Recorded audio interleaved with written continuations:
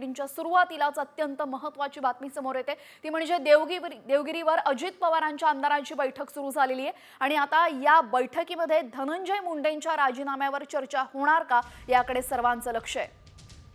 मुश्रीफ, तटकरे, झुरवाळ, मिटकरी या बैठकीला उपस्थित असून विरोधकांकडून मुंडेंच्या राजीनाम्याची मागणी जोर धरू लागलेली आहे। दरम्यान कालच अंजली दमानिया यांनी अजित पवारांची वेळ घेतली, त्यांच्याशी भेटल्या, त्यांना काही कागदपत्र सादर केली, ज्या कागदपत्रांच्या आधारे धनंजय मुंडे आरोपी आहेत, दोषी आहेत असं दिसतंय असं त्या म्हणालेल्या आहेत। मात्र या संदर्भात अजित पवारांनी अजून कोणताही निर्णय घेतला नसून वस्तुस्थिती पाहून निर्णय घेतला जाईल असं ते म्हणतात।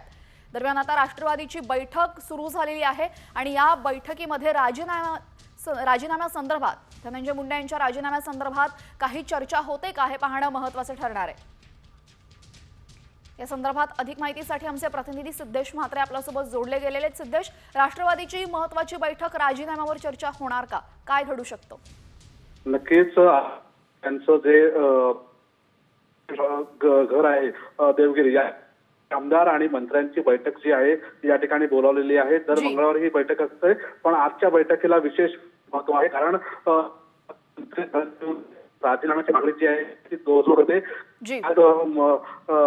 दमाने भेट देखील घेतली होती अंजली। नक्कीच, तर या बैठकीमध्ये राजीनाम्यासंदर्भात खलबतं होतात का हे पाहणं महत्त्वाचं ठरणार आहे। धन्यवाद सिद्धेश आपण दिलेल्या माहितीबद्दल।